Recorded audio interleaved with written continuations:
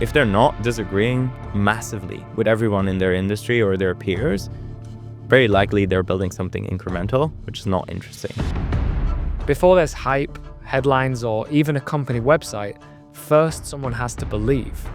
Kevin Costa was that person. At 21, he was investing his own savings, not as part of a fund, his own savings into young, often overlooked founders with a deep sense that the future just wasn't being built where everyone else was digging.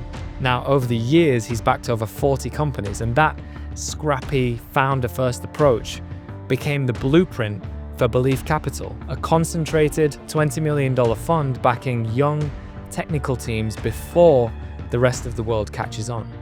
Today on Founders and Builders, we're joined by Kevin, and we're going to dive into where the next iconic founders will come from and what it really takes to spot them early. I think the singular trait of the best founders is that they're... As always, if you enjoyed this episode, don't forget to hit subscribe down below, and now let's get into it. For those that don't know you, you actually started out in a logistics tech company back in COVID at the time. So this was before the fund that you've set up with Belief Capital. So if I could wind back to then, and we were meeting in Berlin, and I said, you're going to be running a fund soon, what would you say? Probably wouldn't have believed it at first. I, at the time, found this startup. This was at the time when startups weren't that cool. I didn't know what I wanted to do in college. So interned both at consulting, banking, hated both of them, and was like, I have to figure out what I want to do for the rest of my life. It can't be any of these two options. And I found this, at the time, random startup in Berlin called Freight Hub at the time, now Forto, and was helping out on building out the air freight product, working with the founders, and absolutely fell in love with it. But it was by pure occasion and serendipity. So I wouldn't have thought that led to now this, but here we are. I think it was just in Feb this year that you made your first investment after kind of setting up the fund. Talk us through that process. How did you, when did you first think about starting to invest in companies, and what brought us to today? I ended up dipping my toes into tech at the young age of, at the time, 17, 18, at this company called Forto. Absolutely fell in love with it, knew that this was the space where I wanted to spend sort of the rest of my life. Whilst working on some of the slides for the, at the time, Series A or B, I thought to myself, could I, from the other side, distinguish, the enduring from the non-enduring companies in a world where everyone sort of makes their slides and their revenue traction look exponential? And that led me to join a fund in Berlin called La Familia, which now is part of General Catalyst, where I got super lucky to see some of the, at the time, fastest growing companies. So Jeanette at the time did Deal at the seed. It's now sort of a $15 billion company. There's another company called Stokespace, also a SpaceX competitor at the seed, also grew quite quickly, and got super lucky to see from sort of the other side how some of these founders were shaping complete different industries and sort of building the future. And I got completely hooked into becoming sort of the first supporter into some of those. Kept on seeing that there was this opportunity to essentially be this smaller player in a world where the best founders were sort of constructing their cap tables in very different ways, where they're having this institutional partner, but then also this peer VC, essentially this partner that they trusted, who they could ask the stupid questions, who they didn't have to put on a mask on top of. And that was really how Belief started. I kept on seeing that there was a venture product that founders really needed at the early stages, which was founders really crave someone who they can trust. I started at the time also investing all my savings into founders since the age of 21, built up a portfolio of over 40 plus companies, got lucky to partner with some companies that you might know like Superpower, Bland, and a few others. And that's really how it started. I started putting my money where my mouth is with my personal capital over the last 5 to 6 years. And now sort of expanding that with Belief. This point that you made around someone they can bring the real issues to, that they don't have to put a mask on. I hear from founders quite a lot that they feel maybe sometimes that they're building two businesses, one for their customers and one for their investment board. How do you, when you're setting up Belief, like how are you intentional about breaking that? I think that if you look at venture and sort of how it's evolved over the last 6 to 7 years or past decade, is you've seen an institutionalization of the asset class. You've seen, large funds get larger, IRRs in general decrease, returns decreasing. The average venture fund is actually not a good investment. It's not a good asset class if you pick a random fund to invest in. All the returns are sort of concentrated in a few companies and hence in a few funds. And so at the time when I set up Belief, it was really this main insight that founders really craved someone they could trust. And so the institutionals were, the big funds that you want to have on the cap table. They give you capital, they give you power, they give you trust. But also, most of these founders were acting quite performatively. So it's an incentive alignment issue, meaning if you have A16Z or any of the large funds on the cap table, you want them to follow on for your next round. You want the signaling for your company, for your shareholders, for your customers. And so are you going to ask the stupid question or be super vulnerable or, all of the bad news sense check some things that you're thinking about? Probably not. Because again, you want in 6 months when you raise your next round for them to double down because that gives the signaling to the market. And hence there is this opportunity and you've started to see the best founders sort of shape their cap tables into two different ways where they had the institutional and sort of this peer VC. The person who they can trust, who they can ask the stupid questions to, but who also follows them from inception all the way to IPO in a quite concentrated fashion. And so again, you've started to see this in the US, right? Where Travis at the time with Uber picked Bill Gurley at Benchmark to be the institutional, Chris Sacca at Lower Carbon to be sort of this peer VC, right? Sam with OpenAI recently as well, right? Picked Vinod at Costa Ventures to be the institutional. And then, at the time, Josh Kushner at Thrive to be this peer VC. Now Josh Kushner at Thrive is himself an institutional. But you keep on seeing that there is this opportunity essentially to be sort of this partner who is more aligned with founders and also where incentives are aligned. So a lot of the large funds, multi-stage funds, see pre-seed and seed stage investing as an option call to do the next round, right? They write 0.1% of the fund into a company and it's just an incentive alignment issue. And so they treat founders like a number, not because they want to, but just because it's an incentive alignment issue. So there's this opportunity to essentially be a very concentrated product and very focused product where incentives are very much aligned. And that was really the mission with Belief, is be the first spark of belief into young founders who are building towards this future of abundance. You mentioned young founders that are great technically, but maybe aren't the best managers. I think the future is going to be built by quote unquote younger founders. The main comparison I always like to give is the best founders are more and more going to be the young technical founders who are really good at shipping code and really bad at managing large teams. Now, why?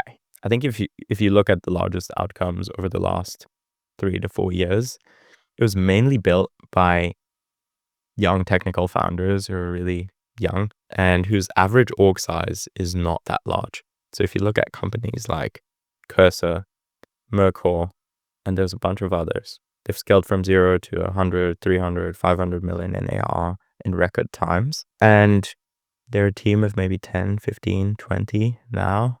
Quite young teams, straight out of university, normally quite technical.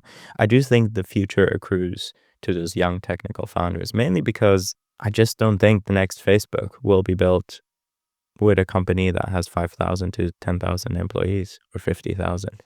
It will just be orders of magnitude less, mainly because of AI, mainly because of the efficiencies that this poses. And so if I were to predict the future very much accrues to young technical teams who can build the best companies and the best products, but who don't have to be good at managing large teams. There's that book, which is called Scaling People by the X-Tribe COO, which is how to scale an org from 500 to 5,000 people. If I had a polymarket, I would be short managerial skills in that book. At large, I'd be long sort of the young technical founder who's good at shipping code and bad at managing large teams. And so I think as a default, young teams are just at an advantage, not because they want to, just because that's where the value accrues in the market. And so I'm very bullish on these young technical founders. The second part I think of, from what I understand of Belief's thesis, is that talent is distributed evenly throughout the world. but access to capital and people starting businesses as a result isn't. Could you unpack that for us? Yeah, for sure. So one of the core tenets is you have to go into sectors where human capital flows are not abundant. What do I mean by this? If you go into SF and you talk to most of the founders there, a lot of them are building AI agents for financial analysis, right? So it's a lot of competition, a lot of the smartest cookies in the valley, a lot of capital deployed, hence returns are going to be compressed. I think a lot of people will lose money there. I think you have to go into sectors where none of the smartest cookies in the valley, where essentially human capital flows are not abundant, are. And what are those sectors? It's sectors that are very large, have high TAMs, low competition to some extent. So if you look at the telco space, who's the smartest person building there? Insurance. Has there been any large outcomes out of a new insurance provider? Really? Not really. What is the competition there? Not many of the smartest cookies in the valley are working in these sectors. I think those are the sectors where you want to spend most of your time in, because by default, you're competing against incumbents, right? And you're competing against teams where human capital flows are just not as good. So you won't get the best talent building there. Hence, you're going to have higher margins, less competition, and just better returns if you're an investor. So that's one, is you have to go into sectors where none of the smartest cookies in the valley are sort of building. And the second one is you have to go where human capital flows are underpriced. What do I mean by this? Again, spoke to a lot of the kids. This is now prototypical to invest into young technical founders out of Stanford, right? Or MIT or whatever the prototypical university is. And you talk to a lot of these founders and they're super young and they're super talented, some of them. But at large, some of them are raising, their first round at 20 pre-product. And some of them are quite entitled, right? Why? Because Jane Street is telling them, here's 400K of total comp, go come work for us. All the VCs are saying, here, take our money, build a company. We want to invest into Stanford graduates. And then the big tech companies are saying, here, again, 500K total comp, come join us right out of university. So by default, it's not their fault. They become quite entitled because you see all of this demand. It's a supply-demand issue where you're just okay, I can do all of these things. And so some of them are quite entitled. And I don't think there's much alpha in that game where, again, they're raising their first round at whatever and think they're going to build something great, which, by the way, some of them do. But at large, human capital flows there are quite overpriced. I do think there's huge pockets of talent which are undiscovered, where you have some of the best founders who are massively underpriced. So after speaking to a lot of kids out of Stanford, there have to be underpriced pockets of talent somewhere else. And so I started reaching out to a bunch of Vanderbilt, Oxford, Cambridge, Imperial, here where we are in the UK, right? I think a lot of the young technical founders there are massively underpriced, mispriced, don't know how to price themselves. That's where opportunity is. And so that's the second flow, is you have to go into these locations where human capital flows are massively mispriced and underpriced, and that's where I like to spend time. Can you give us an example of maybe one portfolio company where you actually made a decision to invest in belief, but it didn't seem like an inevitable, this person matches the prototypical founder that goes to a tier 1 Russell Group uni or similar? We found this young 20-year-old Chinese immigrant named Zilin. He grew up as the second child in a family where you weren't allowed to have a second child in China. So essentially he didn't exist. So until the age of 16, he had no ID. He had no access to public schooling, healthcare, any of these things. His mom at the time lost her job for them having him. He faced so much adversity on top of that, essentially in these makeshift schools that they had for people who didn't exist, where, you got beaten, you got bullied, all of those things. And he moved to the US under all adversity that he had. He got to Vanderbilt, and he's building this essentially AI air traffic controller. And he's been obsessed with turbulence and fixing turbulence since the age of 12 because he's scared of flying. And let me tell you, his grit and perseverance is absolutely much, much, much, much more than the average prototypical young student or founder out of Stanford and MIT. He faced so much adversity that guess what? He is going to win. Mm. And he has no plan B. A few months, he signed a bunch of contracts with a bunch of airlines and airports without having any connections with anyone and no network. And I think those are really the founders who are going to build the future. Super quick one from me. Every week I ask our listeners, what is one tool that they couldn't live without? And this week, it's superpower. And I promise this isn't an ad. They're not paying us to say this. Superpower's a new kind of health clinic that lets you test your entire body directly from your home. And their tests are super comprehensive. They pick up over 100 biomarkers, as well as all of the essentials like sleep and even cognitive performance. Those readings are then fed into a personal health advisor that sits right in your pocket inside their mobile app. To learn more, if you're interested, check out the link in the description. And for now, let's get back into it. I'd love to switch it up a little bit and sit maybe in the shoes of a founder. Let's say you built the first version of your product, you've got some traction with customers, but you've never gone about raising a first round before. What does that process look like in your view? And like, what are your options versus these kind of peer VCs that are in the cockpit with you, institutional capital, angels, family and friends rounds? Like, how would you be thinking about it if you were starting a company? You have to decide, is venture and is taking VC money the right thing for my business? Again, you have to get out of this mimetic pool, which is, especially nowadays, it's cool to start a company. It's like the new cool thing to do. Whenever that happens, you should run away from it as quickly as possible. So you should really not reason by sort of analogy and what everyone else is doing. If everyone else is raising, doesn't mean you should be raising. Think about what you need. If you're doing a biotech company or a deep tech company where you do need a lot of capital in the beginning, yeah, probably makes sense to raise from VCs. There's other companies where you actually don't need to raise from venture investors, right? You can build a lot of these software companies with little capital, with close to zero capital. And so, decide what is the best route for you and for you to be happy. And it might be that your company gets to 10 to 20 to 50 million in revenue. And guess what? You own 80 to 90% of it or 100% of it. That's amazing. So decide if the market is, again, is this really something that you want to embark on? Because the expectation is that you're going to build like a very large company in quick amounts of time. And that is something that is A, not for everyone, B, not for every industry or sector, where again, you can build like maybe $100 to $200 million company. You don't need to raise too much capital. So A, decide if that's the path. B, if you do take the path, think about the company as what are you trying to de-risk? Specifically, say you have a biotech company, right? Say you're trying to cure Alzheimer's, right? A lot of these companies go through a few different stages. I can even touch on a few other examples.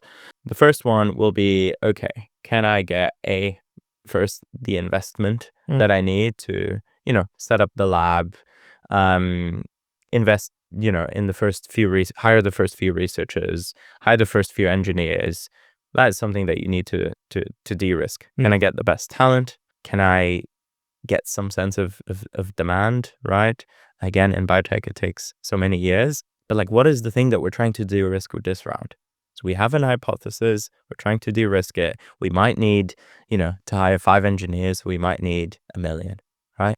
And what are you trying to de-risk? Is you're trying to de-risk plan A of getting through one of the trials. And again, there's so many of these trial stages where it'll take you 6 years, right? And so with this capital, you want to get to this stage, and that's what you're trying to de-risk.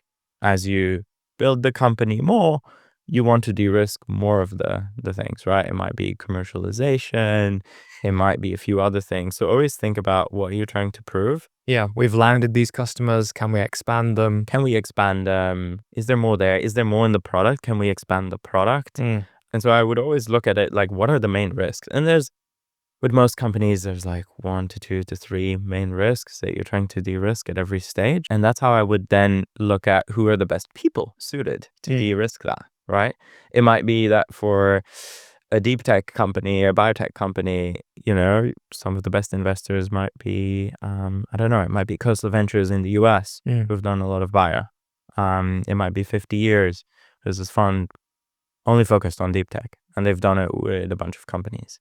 It might be a few angels, right? Who have built companies in biotech before, have gone through those 6 rounds of funding and can give you a bit of a sense check of how hard, but also support you through the journey. And then almost view it as, for the things that we're trying to de-risk, what is the best scenario of investors that we can get to? And then run a process. And again, you need to run a process. I think there is so many founders who don't run a process, and it really, I think, hurts them. And that's what I also try to do for my founders, is get them to meet, 40 to 80 investors in short amount of time, have all those meetings booked in. And that's how you use your time efficiently as well. And that's what I would say about the construct. And then peer VC versus institutional, I do think you need someone who you can trust throughout the life cycle of your company. So I do think there's a few, it might end up being angels, it might end up being, the smaller funds. But I do think you want someone who makes the next round easier. So those are the few things. It's like, A, decide if you do want to take on venture money. B, find out who you think the best sort of construct would be. And then pitch to them relentlessly and talk to a lot of investors, because essentially it's a numbers game as well. And you only need one spark of belief, right, from one investor. When I looked at your portfolio in Belief, it really spans quite a few sectors. Like one of them, superpower, so healthcare. Subscription, one of them, popcorn, fully remote, all-in-one mobile SIM package. Another one, Bland for AI phone calls. Could you take us to the other side of the table? Let's say we're now in one of your kind of investment committee meetings. You have your LPs, your investors that you're kind of floating the opportunity to invest in this company. What are you discussing? Where is the conversation focused? How do you ultimately decide, yes, no, are we going to put a check into this company? I mainly underwrite the founder. There's market-driven investors who do really well. I look for two things. One is sort of adversity, and I think our childhood sort of defines us, for better or for worse. And I do think I look for, massive adversity faced at a young age. I do think that's a good predictor for resilience and grit. So that's one of the things that I look for in the founders. How can you test for grit other than backstory? I think if you ask a founder about sort of their childhood and how they grew up and what their insecurities are, I think you can have a good tell. And you can tell the stories that are manufactured, that are performative versus what is actually real. But you do have to dig in quite deep, and it makes maybe a founder call quite uncomfortable at points, but it's authentic. I think that's essentially one of the things that you're screening for.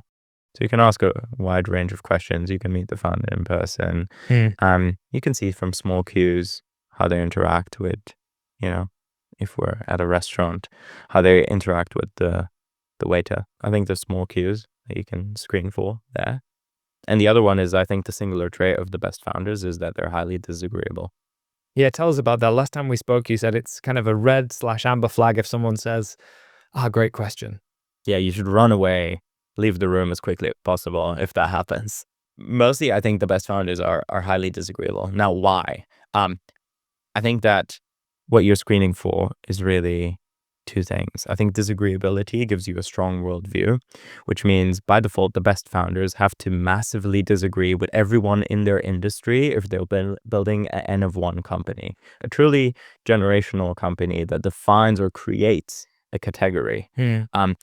If they're not disagreeing massively with everyone in their industry or their peers, very likely they're building something incremental, which is not interesting for me. So A, you have a strong worldview, you're building something, that is N1 really big that people want to join. And B, it makes you a talent magnet. So people have seen the future and have a strong worldview. And what I mean by this is, why did the best talent stay at Palantir when the company was going horizontal for a few years? It was because of Alex Cobb's strong worldview and disagreeability and strong worldview of the future, which is not for everyone. But that's how, when the company wasn't, growing up and to the right, the best talent stayed with him because of his strong worldviews. And I think that's essentially what A, attracts the best talent, but B, also keeps the best talent in the parts. And every startup has this, where you have parts where it's not sexy. and it's not going all up and to the right. And I think that's essentially what defines the best founders. And to your point, you should run away is mainly because if someone is agreeable or says to you, "Hey Joe, good question," or actually, that's a really good way to think about the product roadmap. I haven't thought about that. It means they haven't thought enough and aren't obsessed enough about the project, the product. They haven't had a strong enough worldview and haven't really been obsessing about it. And so for me, that's sort of a case to get around, or they're just trying to be agreeable. And I think by default, you have to mute the world to be one of the best founders. Most advice is crap. 99% of advice, even from VCs, all of it you should mute. And most of it cancels to zero anyway, if you listen to it long enough. 100%. So on this topic, actually, this is not just founders. This is not just investors. I think increasingly in a world with so much noise, like it's not about getting information, it's about curating and saying no to almost everything. Yeah. How can we do that better? Other than the obvious, mute notifications on your phone, only spend time with people that you really want to spend time with, like the default is no, you need to reason as to why it should be yes. How have you improved your ability to block out the noise? We are all getting essentially paid on judgment, which means, yes, you do have to essentially filter your thoughts in a much better way. I do think it starts with just invert, like look at your calendar. Are the things A, giving you energy that you're doing in your calendar? And B, do you need to have it back to back to back to back? Like I know a lot of investors who do that. They're just back to back to back to back. They don't give themselves any time to think. You need to have the walk around the park with no phones, just looking at nature. And then actually that one thought comes across, which is you're letting your RAM essentially digest all the information that you get. And currently what we all do is we just consume, and don't give our brains enough time to digest. And so I think on the consumption part, you need to strip out 90% of what you're consuming and really make sure that the few things that you are consuming are intentional. And so less scrolling around, more sort of the random PDF from 50 years ago, the random book that your grandma has on her bookshelf, read that and really spend maybe, don't read it. All these people are reading books and like 2x speed or listening to podcasts at 2x speed. No, just read one page and maybe you spend like 30 minutes, 1 hour on that one page, just thinking about the input there. I think it's like less, but in a deeper way. Yeah. I think that leads to better output. Yeah. For the content that you've come across, people building companies, people investing in companies, people have inspired you in general, who would you say are if we were to kind of 80-20 this, who or what are the most important pieces of content that have kind of formed your worldview? I live my life by this one book, which is called Finite and Infinite Games. It's a book by James Costa. Absolutely changed my lens of looking at the world. It essentially breaks down relationships into two different buckets, into finite and infinite games. So the finite game is, what can I get out of Joe out of this 1 hour conversation? Very transactional. Or the infinite game could be, in 60 years, will both our kids become friends and maybe do business together? And I think if you look at it from an infinite game and you approach every relationship like that, you live a happier life in the short term. Because I don't care about interaction 1, and if you win it, I don't care about interaction 10, 30, game 1,000 that we play in a few years, and if you win that interaction, because I'm optimizing for interaction 5,000. And so it's a better way to live short term because you're just happier. You're not as frenetic as everyone is about making every minute or interaction count. And B, and you can feel, right, when something feels transactional, you feel like someone's, 100%. You give, they get. 100%. And you can also feel by the demeanor of the tone of some people. They're quite frenetic. They're very nervous. They're very anxious. Who do you gravitate towards in a world where everyone is anxious? So I do think that is spend time with few people, but go really deep and play infinite games with people. And it can be in your personal life. This applies to personal life and, whatever business that you're in. It's just a happier way to live life, and long term you'll win. Don't try to go wide with everyone. There's a lot of people who try to build networks and friendships, and they meet up with everyone. So they go super wide, but they have very not deep relationships. I actually see it the other way around. It's fine. A few people go really deep, and you'll live A, a happier life, and B, your outcomes will be better. What's the book called again? Because I've heard of the Infinite Game. I think it's Simon Sinek, but this sounds like a different one. That's the rewrite. Go to the original. Go to source. Never go to the airport book. It's James Costa, Finite and Infinite Games. That's the original. Nice. Okay, cool. Who, other than the book, who else is inspiring you at the minute with the work that they're doing, the worldview they have, the way they conduct themselves? I don't idolize too many people. I think there's people who are inspirational. But I think this is, by the way, another thing that we all do in our world is we put people on a pedestal.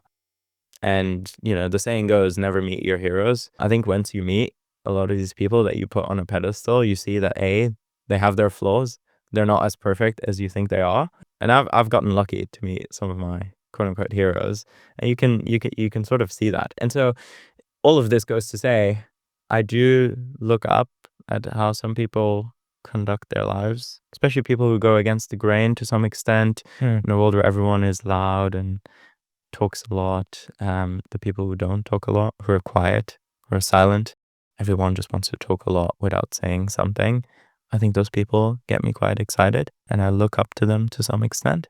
On the other side, I have trouble with authority. And so I don't look up to many people, don't put people on a pedestal. Think you have a different childhood and background that formed you, and that will shape how you conduct your life and how you grow yourself and how you go through that journey. And you have to tune into that because into that authenticity, that's how you win in a world of competition, is you escape competition through authenticity. I want to double down on this this concept of conviction. You've said before, concentration is a forcing function for conviction. Let's look at it from the perspective of life first. I think we all feel, whether we realize it or not, subconscious pressures to copy what we see around us, right? This theory of mimetic desire. How have you perhaps caught yourself, oh, we should invest in this company, oh, we should follow on, oh, I should go to this event, oh, I should be living in this place, and then backed out of it into your own personal worldview of actually, is this right for Kev? Is this what I'm optimizing for right now? Everyone does everything in a mimetic way. This is why we have competition in very weird parts of the world, is because everyone looks around. They grow up in some type of university background or whatever it is. They see what their friends are doing, and you want to do what your friends are doing because that's a new cool thing. All of a sudden you have concentration of talent into going, back in the days, all into finance, right? At some point consulting. Now it's sort of like more tech. And normally you should run away from that. And there's huge, again, pools of human capital flows where none of the smartest people are sort of working at. And so there's huge stagnation. So this is the whole Thelian argument of we think we have a lot of progress, but actually we don't. To answer your question, in our world, there's a lot of talk about events, meeting a lot of people, in-person events, hosting events with founders, with investors, that sort of thing. I'm quite introverted, so I love one-to-one. I hate one-to-many. I do mostly see it in terms of my energy. I get invited to come to a lot of these events. I am at these events. I don't get much energy out of them. And that's where I sometimes catch myself and think, why are you actually here? What is the outcome? And is this a good spend of your time? So those tend to be the things where sometimes I catch myself. In terms of investments, again, I try to be quite insular. I don't care whom else is in the round. We do the first round. Belief is super high conviction. I think there's this world of investors who sort of do this pray and pray approach where they hope for one company to stick out. And even if it does, they have such low ownership that they structurally only get to mediocre outcomes, 2 to 3x. We could put our money into the S&P 500 and get a 2 to 3x liquid after 12 years. And so training yourself to put yourself into moments where you actually don't look for any signal. go away for it. And I think you build that muscle. I don't think, it comes often, but I think it matters because it's essentially your worldview that you're expressing. So what I would say is try to give yourself moments away from everything. Get bored. Like, being bored is massively underrated. You should be bored more. Less away from screens, less away from podcasting. And that's when you can start to let your own conviction and thoughts form, and then you can act on them. You mentioned this point earlier around energy creates energy. I love this. In fact, actually, if you go into, I think it's Lululemon, in their workout vests, in the bottom, they've stitched these phrases. And one of them is energy creates energy. And you basically mentioned it earlier in like how to authentically listen to what is your inner voice. What is the Kev inside of Kev telling him that he wants to do? And following that, and I found it, right? We all find it that we can put like a week's worth of energy into something and you feel like your battery is drained. Or you can put a month's worth of energy into something and you feel like you've got 2 months worth of energy after it. Yeah. I just find that fascinating that it all comes back to listening to what's within. Yeah. And how do you do that? Not by consuming something at the end of the day to try and numb the pain, right? But by actually just spending time walking around the park. How do you feel? Yeah. Do you feel calm? Do you feel anxious? Why? So those are the things that I think we should do more. Spend time with yourself. Yeah. Last question from me, Kev. Yeah. And this has been so much fun. If we could fast forward, let's say 40 years in the future, and you and I are sat next to each other, let's say you mentioned South Africa earlier before this session, and how much you love it out in Zimbabwe. We're in Zimbabwe, we're on deck chairs, underneath the night sky, and you can actually see the stars because there isn't this London fog over the city. And I turned to you and I said, Kev, what is it all for? It's all for legacy to some extent, and for family as well. I do think a lot of it comes back to, again, our childhood, how we grew up. A lot of what shapes me is sort of my parents and grandparents' background, how much they fought for us to be here. We're also privileged to do what we love. And I think it's to leave on the legacy of the family and keep that going. And so I do think the higher calling is to have a family, to have kids, and to sort of keep on giving the learnings down. And so I do think it is family and procreation. That is the meaning. I think that is the baseline happiness, and it is to give back the learnings that we had from 100, 200, 300, 400 years down, and make sure that doesn't get vanished in, some of the sins and bad habits that we can get to. So I'd say probably family. Kev, this has been so much fun. Thanks for coming on the show. Thanks so much, Joe.